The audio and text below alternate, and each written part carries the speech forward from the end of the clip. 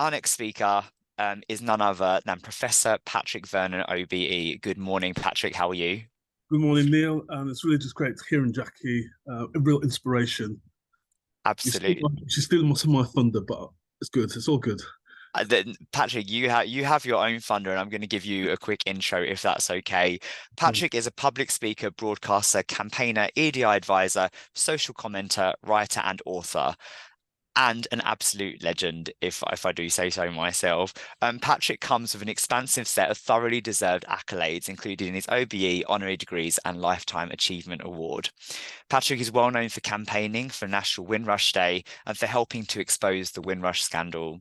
In 2020, Patrick was selected by British Vogue as one of Britain's top 20 campaigners, as well as included in the 2020 Power List of 100 influential Black people in Britain. In the same year, he co-authored 100 Great Black Britons, which is amazing and features a number of remarkable Black LGBTQ role models, game changers, and icons. It is an absolutely fabulous book. If you have not bought it, please go and do so. Patrick is a true ally to the LGBTQ community, and Pink News would like you to join us in giving him a very warm welcome for his presentation, Finding the Black and POC LGBTQ Voice Authenticity in the Workplace. Patrick, over to you. Thank you very much, and it's really an honour to be part of this and the series of events. And credit to you, Neil, in terms of the work that you're doing as well. Yeah, I'm a straight Black male, but I've always seen myself as an ally to the LGBT community. I've been involved in I've supported many initiatives and campaigns over the years, and I've also called out sort of homophobic and trans behaviour, particularly within the Black community. So it applies to all communities. But if you're an ally, you can't sit down and just have a cup of tea and say to someone, well, tell me how it went for you. You've got to be in that space to challenge. And I could talk about that a little bit later. So what I'm going to talk about, I'm going to give a kind of a bit of a historical political perspective and how it relates to the workplace. It'd be kind of remiss not to acknowledge that we've come to the end of Black History Month, but actually people are still organising events even now, and they call it Black History Month season, to be quite honest. So the season starts at the end of September, and people organise events right up to January, February, and then you have International Women's Month, and then that leads into Pride Month and LGBT History Month as well. So in terms of the historical perspective, this is quite important because if you look at the history of activism, particularly around race, LGBT people and trans people have always been as part of that campaigning. If you look at the civil rights movement, there were prominent LGBT activists working with Martin Luther King and the Southern Baptist Church movement. We all know about the history of Stonewall, but that part of history, they never talk about the central figures of Black trans people involved in that campaigning work. And Jackie talked about intersectionality. The concept of intersectionality came from Black women in many ways. So some of these concepts that we use around EDI have come through partly through the Black struggle as well. And if you look at the history of the Windrush generation, we all know that Empire Windrush ship docked in Tilbury, 22nd June 1948, and often the story is always about straight Black men and women coming from the Caribbean and other parts of the Black diaspora. But actually, there were also LGBT people who were part of that journey. And it's taken years, in many ways, to try and write those histories back into the history of the LGBT community. And when I've done my campaigns on Black history, I have always acknowledged the importance of that history. So when myself and my colleague, Dr. Angeline Osborne, did the book 100 Great Black Britons based on the campaign that we did some years ago, it was important to make sure that the intersectionality of the Black experience, which again is influenced from the work, people's experiences in the workplace, is in that history. So I'm very proud that we've reflected that in highlighting a number of prominent people who have made a difference in shaping Black identity in Britain, who are also LGBT. This is quite important as well, because we don't want to, and we have fallen into the trap when you present history or perspectives or even narratives that it's a very straight, narrow, non-inclusive way. And the Black community is guilty of that too. So part of my job as an ally is to try and correct that and to challenge that at times. So, and I think that's quite important. And this applies also in the workplace. Part of this history of the LGBT community, you can go far back to the history of enslavement, the transatlantic slave trade, and and the horrors of that. And it is part of that history as well. So I think it's important when we have conversations about race, we never ever forget the LGBTQT perspective in that as well. So when it comes to issues around the workforce, it's interesting because if you look at staff surveys, this time of the year, staff are completing their staff surveys, whether working in the NHS, local governments, or in the private sector or big front sector charities. You always never get the LGBTQ experience in that for a variety of reasons. Either people don't feel safe or comfortable. It's even in a survey to articulate how they're feeling, how they've been treated by their employers or their colleagues. Secondly, there's still big levels of underreporting of people who in terms of their identification for HR purposes. Again, a whole variety of reasons that people don't feel safe or comfortable in sharing that. But thirdly, the data always kind of misses out the nuances of intersectionality. It's very similar if you use the concept of BAME, Black, Asian, Minority, Ethnic. That phrase BAME covers everything that is non-white, including the whole aspects of sexual orientation and identity.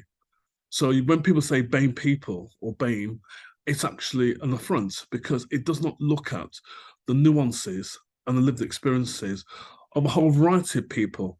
And, if you remember, during the height of Black Lives Matter resurgence back in 2020 with the murder of George Floyd, which was an international phenomenon. I remember Black Lives Matter was driven by women, Black and lesbian women, who were key drivers of that as well.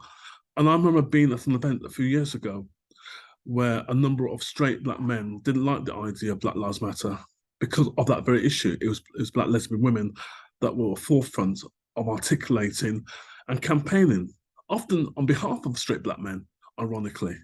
But some guys didn't like that. They felt affronted by that. And this is part of the challenges that we still have to deal and tackle that stuff as well. So if you remember during 2020, there were the fall of the statue and Colston statue in Bristol. Boris Johnson was more concerned about the statue of Winston Churchill than anything else, along with the EDL. And because of COVID, he was forced to commission a report looking at issues around racism in Britain. Well, the expression was actually used called racial disparities. They approached Tony Sewell to write the report, and as you know, that report 18 months later was discredited for a whole variety of reasons. But the report didn't even talk about the LGBTQ experience in itself, because the report's premise was there is no racism in Britain. Britain's a model country around equality and diversity, and therefore, if there is issues of racism and discrimination, it's your own misfortune. That was the way that the report was written. So the report was completely discredited. The only thing that a lot of people, commentators, agreed with the report was don't use the word BAME as a descriptor. And I think this is quite important. So obviously, people are looking at different expressions, global majority. I prefer black and racialized. I'm old school, I'm activist campaigner. But the point I'm trying to make here is when you start to use these big generic labels, especially in the workforce, it masks and hides the inequalities of discrimination faced by LGBT communities, whether they're from Southeast Asian, African or Caribbean or other racialized communities. It just simply ignores that. So when I've done work around equality diversity, I've been brought into, for example, local authorities, where for either through the trade unions or black workers groups, people have called out a local authority being racist. And I've been asked to look at that to either clarify, confirm, is that the case? And obviously, most times it is the case. Um, and then I've had the opportunity of interviewing LGBTQ staff to get their lived experience. And often, how it works is they might have heard about me, they might have known some of my work, and they might feel confident in having a one-to-one conversation with me. And the kind of things they've told me is I've interviewed gay black men, um, trans and lesbian women, and I say to them and ask these questions: you've experienced these racisms, these microaggressions in the workforce. Can you give me what types of microaggressions? And some of the microaggressions they face are no different to what a black or Southeast Asian or racialized person would say. The usual stuff around intimidation, bullying, harassment, stuff around hair, stuff around where you're from, stuff around, oh, you speak very well. All the usual tropes which all people of color face. But on top of that, when people make homophobic comments, they don't feel that they should challenge that. And one of the reasons is because if they challenge that, it means that it forces people to come out. And that shouldn't be the case. People should come out when they feel to come out, not because they've been put on the spot and you have to fight or raise an issue as well. So that's one of the key areas where people raise that. The other aspect people share those experiences is about the environment. So if you've got an environment which is toxic, you can't bring your psychological self to work, irrespective of who you are. It's even more of a double barrier if you are black and racialized in the workplace. And, people say that, we're trying to create a nice, you see all the corporate values and mission statements and behaviors which organizations have, but most people don't either follow that. There is, going to the point that Jack has raised, the people used to use unconscious bias training, but actually the Equality Rights Commission and some academic research have found that unconscious bias training does not work for two main reasons. Everyone's conscious of their biases, all of us are. And secondly, the training is a short-term fix. It's a one-off training and that's it. Some of those trainings are actually done online, like a tick box exercise. It's about having courageous conversations. That's what we need. And I don't think in 2023, sadly, we don't have those courageous conversations in the workplace around the whole aspects of intersectionality and the impact of harm, hurt, slights, and microaggressions. We've actually come a long way, you can argue, on one level. I mean, who can remember, it might be of a certain age, in the 1970s, there was Vernon Manning. He was a comedian based in north of England, in Oldham, and there was a popular TV program called where lots of white comedians, it was all usually white comedians, making homophobic, racist, sexist comments. It was seen as good banter then. It was seen as just fun, but we now know that that banter harms people. It undermines people, it scars people, and obviously, lots of organisations now are working towards having clear zero tolerance policies on that. And even on TV, you will not see those types of programs unless you're on GB News. That's a different story. You won't see those kind of programs and similar programs. I mean, the Black and White Minstrel Show. If you come of a certain age, you have to work where you had white actors, performers, dancers, having shoe polish and doing caricatures of black people. Lenny Henry actually used to be on the Black and White Minstrel Show, and in his memoirs, and talked about this to Lenny, I've met him quite a few times, he talks about that embarrassment of the black person being on a TV program with white people trying to be black. And these tropes apply not just to the black community, these tropes apply to different communities as well. And definitely in terms of the stereotypes around LGBT characters on TV programs and soap programs reinforce those tropes as well. So there is a work that we need to do around changing the narrative. When it comes to the workplace, how do we deal with the issues of microaggressions of all sorts? How do we work towards creating a culture that people feel safe to work in?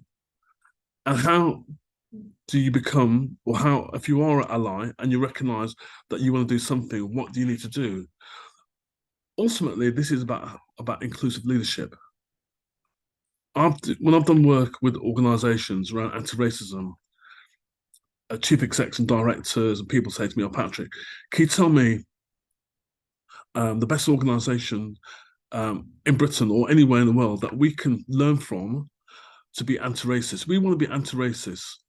Um, and I say to them, you know what, with all due respect, I don't know any organization that is complete anti-racist. I can tell you organizations that got good policies on talent management. I can tell you organizations that's got good policies on staff networks. I can tell you organizations that got good policies in terms of retention and career development and setting targets. I can't think of a complete organization. So what I do instead, and even this applies to America as well, by the way, who have been doing this longer than we have in the UK. So what I do, I do an exercise with teams, senior leaders, to work out how inclusive are you as an organisation. So let's look at one extreme is in central London. That still exists, by the way. You have these private inverted commas gentlemen clubs. Some of these clubs going back from the time of enslavement, where business people meet in these gentlemen clubs, men only.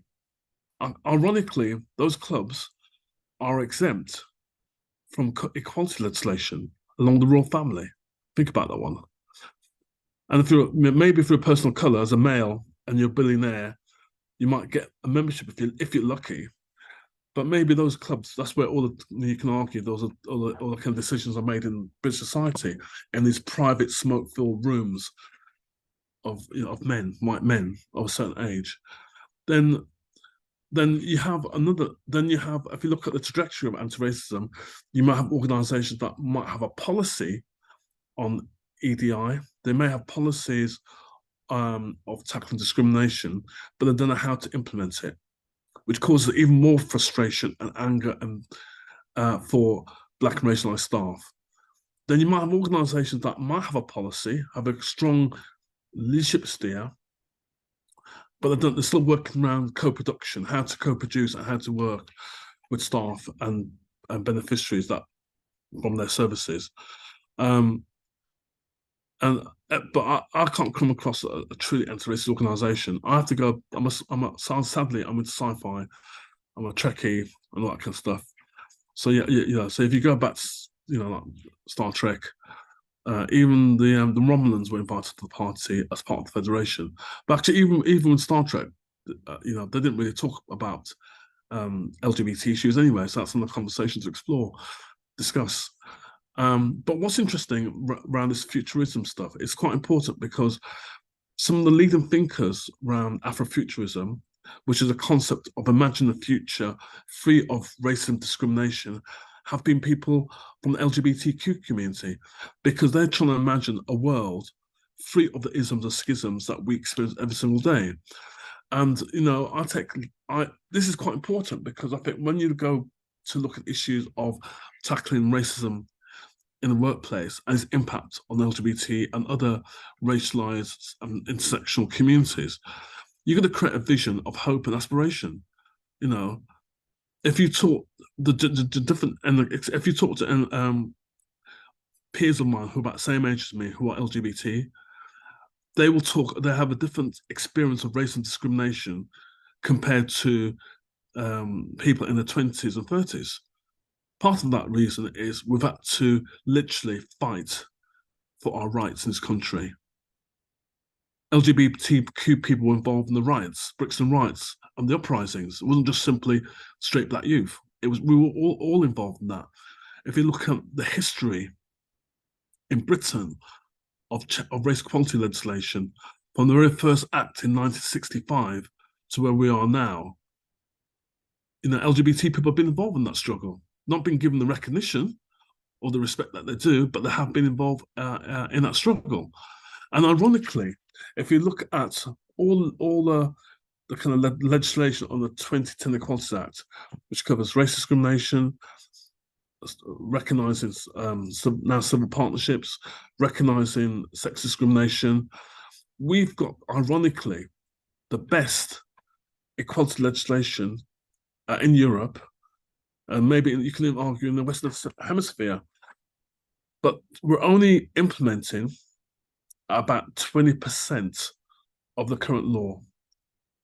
And the question we need to ask ourselves, if we've got the best legislation and policies as a country, nation states, compared to our European counterparts, and definitely half of America, because some states in America are going backwards.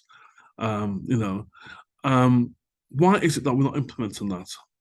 Why is it that in 2023 people are still skating around the edges?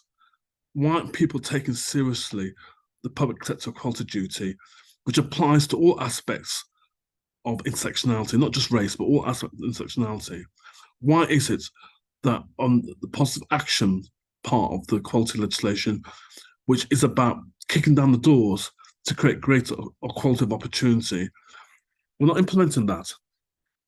I know on this call, there are some of you who are probably working in the field of EDI, trying to advise your organisation the best way to do that. We have the best policies and legislation already. We've got a framework, a legal framework. Despite what you might hear from the rhetoric of the current government, this is the law. They can't turn around and say that structural racism does not exist. It does exist. We know it exists. There's enough evidence. It's also enshrined in the law. But yet we are told, or we've been drip feed to be told that it's not relevant anymore. Outrageous. One of the roles I have, I chair an NHS organisation, and I was with a group of black women in Birmingham a couple of days ago, and some of them have been campaigning for the government to say seriously about maternity. That, we know the data that 5 times more about in terms of black women dying around maternity. These black women and other black women have come together, had meetings in Parliament, have meetings with ministers, and arguing, can we have targets to ensure that black women don't die disproportionately compared to white women? But this government's not interested in that. And the reason why I'm not interested in that, because it's seen as woke. The work that we are all doing on this call around fighting for a fairer society, a more inclusive workplace, is all woke as far as this government's concerned. But you know what? If you look at the history, the arc of history, we are on the winning side of that. So I just want to say to any of you on this call, you might have challenges in your workplace, trying either a staff or implementing policies through your work. Don't give up. There's enough of us out there in this area to support each other. And I think there's enough of us out there to work together to ensure that the voices and lived experiences of the LGBT workforce is promoted and acknowledged and supported. This is really important because it's quite easy for people to get picked off. And the first thing that's always goes when it comes to the wider equality area is race, which means also that the LGBT black voice will also be dismissed as well. That's why I have a lot of respect for Phil and the UK Black Pride, because what they said to the mainstream LGBT community, we matter, we have a voice, and we can party better than you can.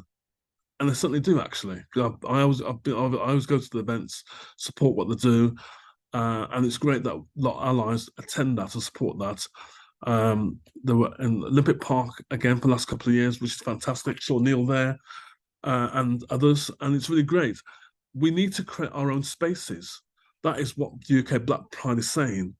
We need to, if we don't create our own space, if you can't give us a space, or allow it into your space, like those private gentlemen clubs in Victoria, Sloane Square, Chelsea, we will create our own space. Thank you very much.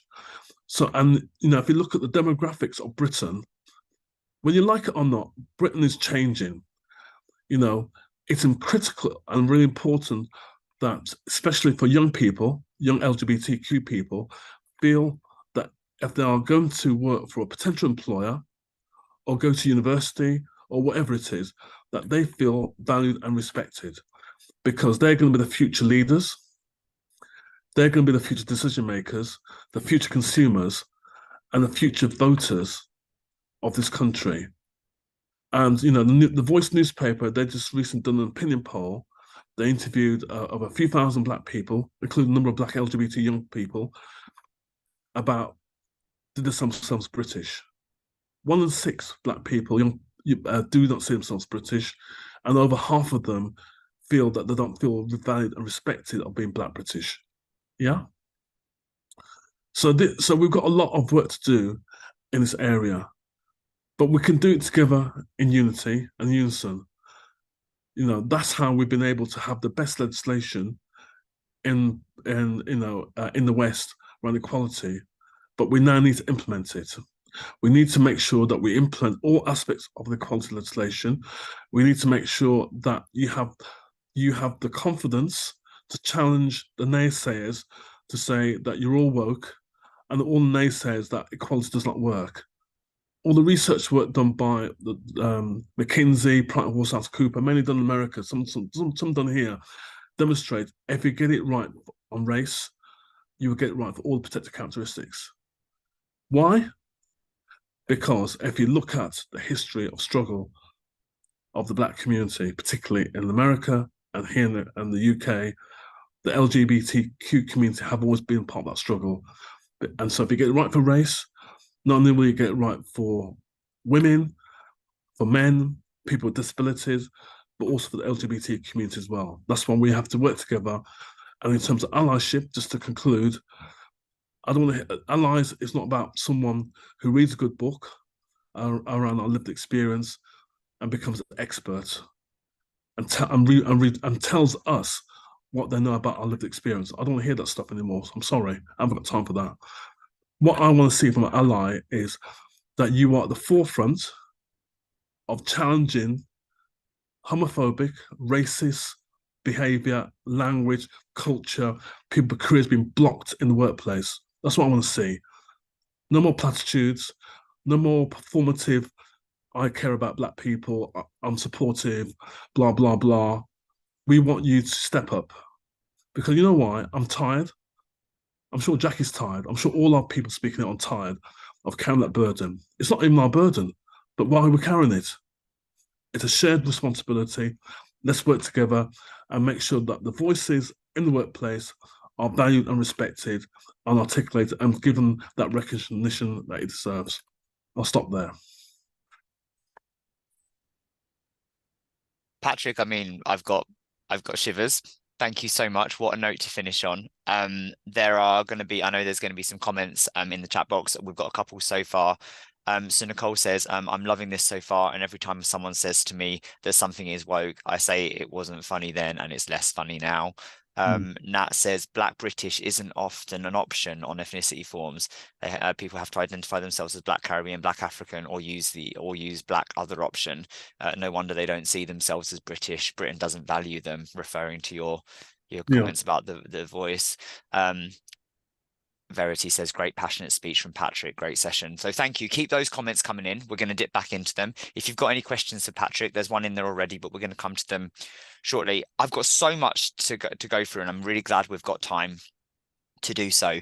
Again, I talked about mic drop moments earlier, and this was littered with them, and I'm going to jump into those.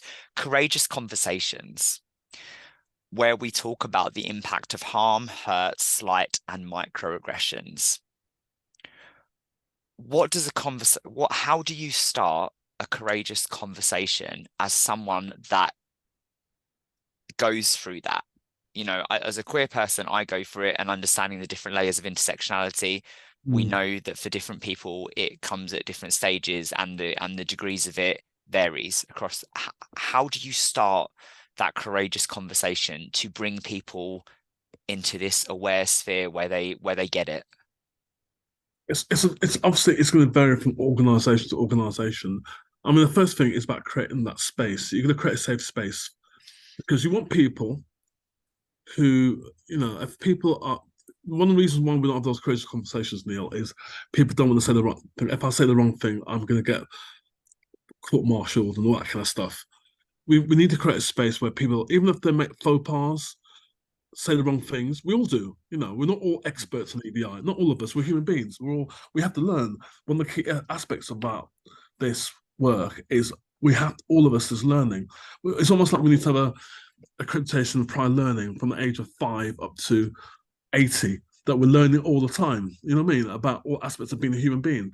So we need to create a space where people feel that if they say something that's not appropriate, that they can be challenged in a critical but positive way, and to say, what you said there, that hurt me.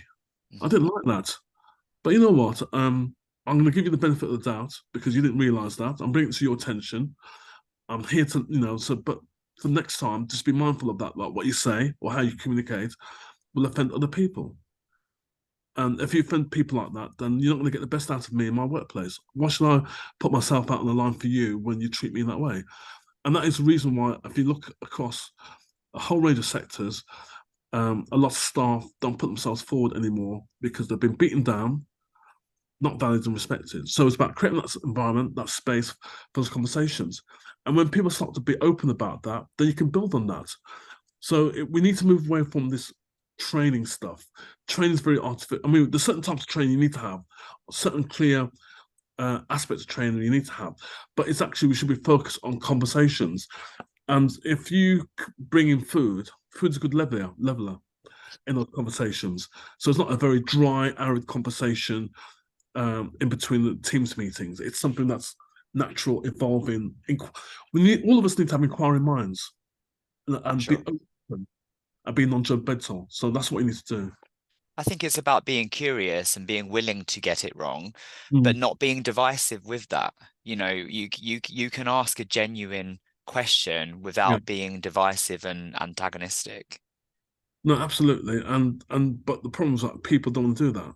Yeah. So the more conversation we have, if you look at the demographics of Britain is changing. So we've got no choice but to have those Yeah. conversations.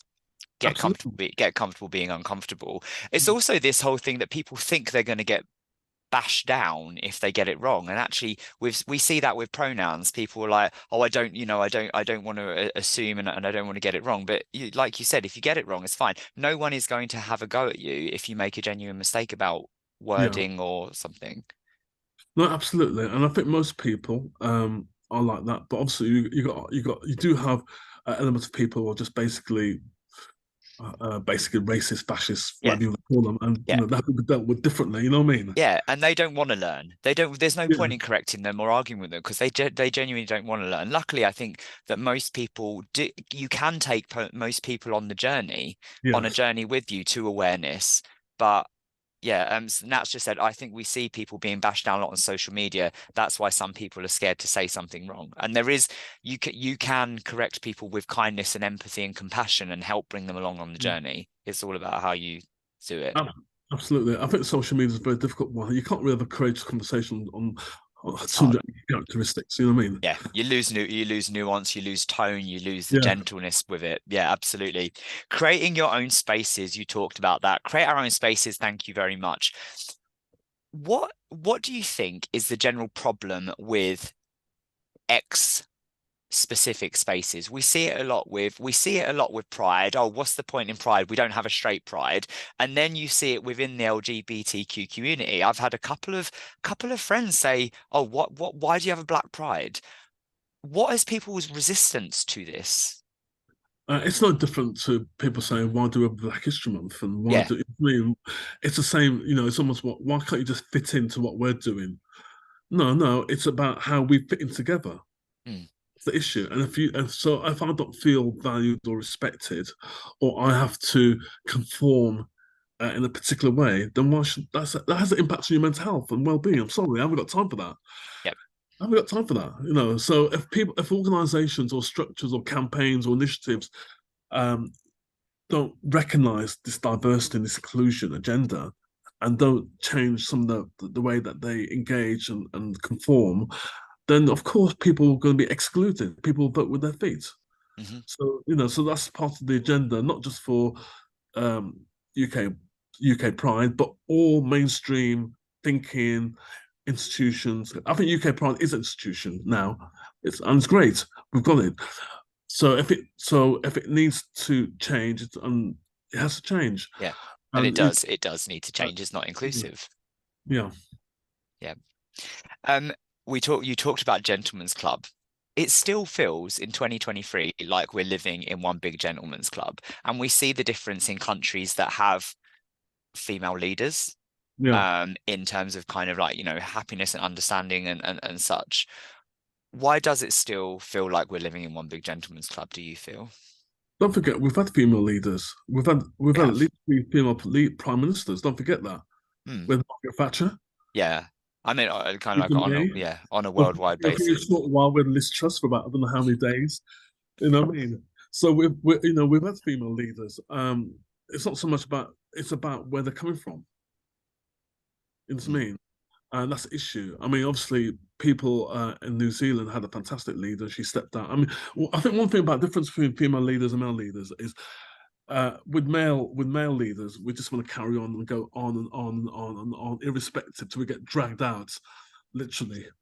In terms of whereas a female leader will recognise that I've done my time, I need to move on, and I think men can learn from that. To be quite honest, I think lots of politicians and senior leaders in business could learn from that, but they don't. It's all about power. It's linked. yeah. The power and the privilege is all intertwined. So it goes back to a gentleman club scenario. All the power is in that smoke-filled room. You won't see any women there. You might see the odd person, male color in there occasionally, but they're probably just as bad or conforming as well. Yeah. So when you hear the message, oh, Britain's changed, we've got the most diverse cabinet, we've got a leader, prime minister who is Southeast Asian, and they say this, it's about their politics and it's about their values. How inclusive are they? That's a Yeah. question we ask ourselves. Thank you. I'm going to try and get through quite a couple of bits now. Oh, and I'm looking for some practical takeaways here. You talked about history, and we know that history gets whitewashed. A lot of history gets rewritten, and there's a lot of erasure, particularly when it comes to the global majority, when it comes to queer people throughout history. How do people tackle that? And then when it comes to having the best legislation, but we're only implementing 20% of it, what can we all do about that? Okay, I mean, obviously, I think a lot's happened over the last 10, 15 years. You've got more and more, uh, particularly historians, Mm, writers, and commentators of colour now, yeah, telling their story. I think in the last 3 years, I think mainstream publishers have spent the coffee, and all of a sudden they've been desperate to get as many Black and Asian writers, authors to share their biographies, historical accounts. So there's more books and it's more material now compared to the last 20 years, which is great. So there's no excuse. In 2023, there are no excuses. You can't say I didn't know mm, because there's books, podcasts, a whole range of resource and yeah, material. But unfortunately, if you look at the national curriculum, it's still about dead white men. right, That's the bottom right. line. And you're right. There's no Dead white excuse. straight men. Yeah, yeah. And places like Queer Britain, the UK's first LGBTQ museum, Yeah, online information. There's no excuse for lack of awareness on that now. yeah. And I think with LGBT History Month, when it was launched in 2006, I was involved in that. And on my website, 100 Great Black Britons, I featured prominent LGBTQ activist campaigners as well. So I think LGBT History Month, it'd be interesting to see whether LGBT History Month has actually made a difference in educating and informing Mm, um, schools, the public as well. I mean, if you could, because in many ways, if you speak to the organisers of LGBT History Month, they looked at Black History Month and they said, well, they felt inspired by that. Last 4 years, you got launched of Southeast Asian History Month, Yep. And I met the organisers of that, and they were again inspired by that. And the reason why we have these history months, because the mainstream does not acknowledge our history. Yep. So as long as we don't, as long as the mainstream does not acknowledge our history, long live LGBT History Month, long live Black History Month, Southeast Asian History Month, long live Gypsy Traveller History Month, etc., etc., etc. Yep. We'll create our own. It's creating your own spaces. It's Yeah, we'll do it ourselves. yeah, Before we go on to the legislation parts, Nat asked a question in the chat in the Q&A box. I'd be interested in hearing about LGBT people from the Windrush generation. Do you have any stories? And I know this is something we've touched on before in the lead up to this. Are you happy to share a bit? yeah. I mean, yeah. So there's a good friend of mine. She's a queer lesbian historian, and she's done some work on one particular Windrush person who was involved, who actually helped some of the Windrushers settle in Britain in the 1950s.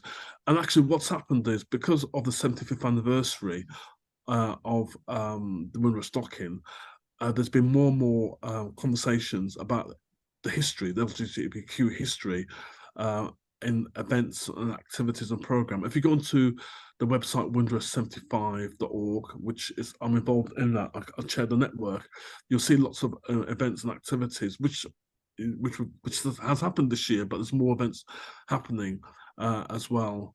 So I think there is more. I think to be quite honest, what we need is more books on this. I think because over the last 5 years, there've been more books on the history of Windrush, but it's still about straight about men, not enough about women, Windrush women.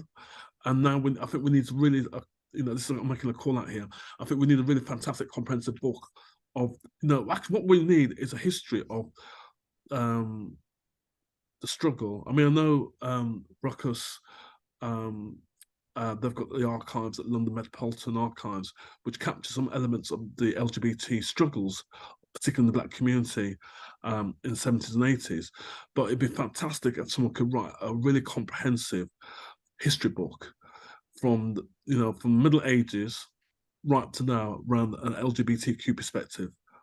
That'd be really fantastic. That is a call out to all you historians out there that are interested in this. Get involved. It's yeah. Patrick, I just want to jump into that equality section.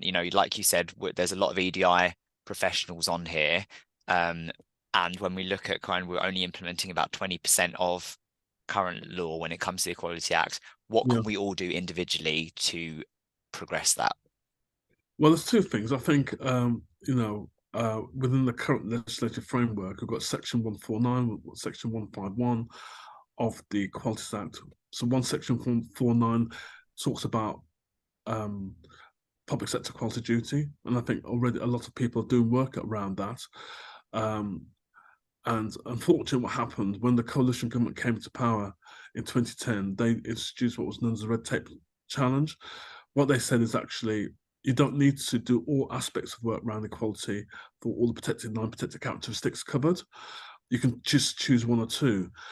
But unfortunately, that meant that a lot of people dropped race completely. And it was only since the murder of George Floyd and the resurgence of Black Lives Matter 3 years ago that race is back on the agenda. My fear is race is now slowly going off the agenda again.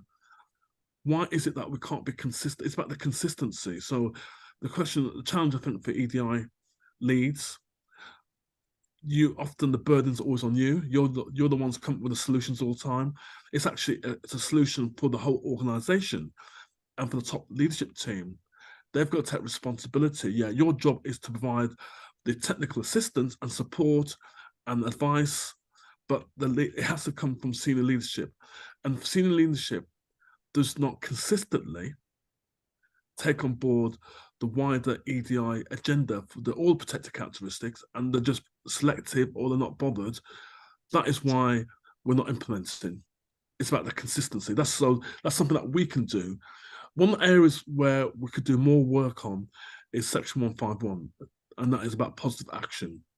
Positive action, it's not positive discrimination, even though there are exceptions in the law around discrimination. So, for example, certain posts that's advertised where you might need a commuter language, or some like some work in a women's refuge, there are descriptors where it's very that is a degree of positive discrimination. If you remember, until recently, the Labour Party they for the last 15 years they introduced all women shortlists for parliamentary seats and for council selections. Last year, the Labour Party stopped doing this because 50% of the Labour MPs in Parliament are women. So therefore, they used that part of the law to do that. So there's things that we can do around, and positive action is about you can't have targets, but you can have aspirational goals. You can look at if you've done your survey and your analysis work, you find out that there are areas where there's a glass ceiling where staff of a certain background, protected characteristic, are not progressing in your organisation on a particular grade or role. You can create the opportunities for mentoring, leadership development, and people are doing it already. But it's about the consistency of that. It's not going to do it for 2 years and say job's done. It's a Yep. consistent program. Yep. All of this needs a consistent, sustained approach. It can't be reactive. It Yeah. can't be performative. Patrick, we need to come to an end. There's a couple of things you've said. You've said how you actually don't know any organizations that are not anti-racist, right? We've seen charities called out over the last couple of years, from being systemically. We've got a country that says it isn't, but we know for a fact it is. But you've also left us a really positive message around don't give up. Monroe Bergdorf, London Trans Pride, recently spoke about how it feels like the right are getting louder because they're actually losing a grip on things, and change is going to happen. Yeah. And you said how you want allies to be at the forefront of challenging isms and phobias and all that crap. Yeah. What would be your final parting words of, like, do you feel that progress and change is happening, and what words of inspiration would you give to people who do sometimes feel like it feels a bit overwhelming? So in the final battle scene of the Rise of School Skywalker, Luke Skywalker, where they had the final battle against the Empire, or um, there was a scene where, so how can we deal with this? You had these small little marauders of these little speckles attacking the Empire with their big start with their big ships, and basically, when someone said, "There's more of us than them.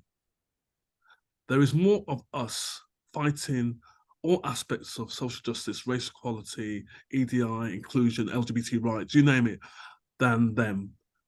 That's why we need to be inspired by each other. We need to work with each other and take fortitude. We're not a minority in this game. We're a majority, but we're made to feel that we're a minority, and that should give us the courage to fight for another day."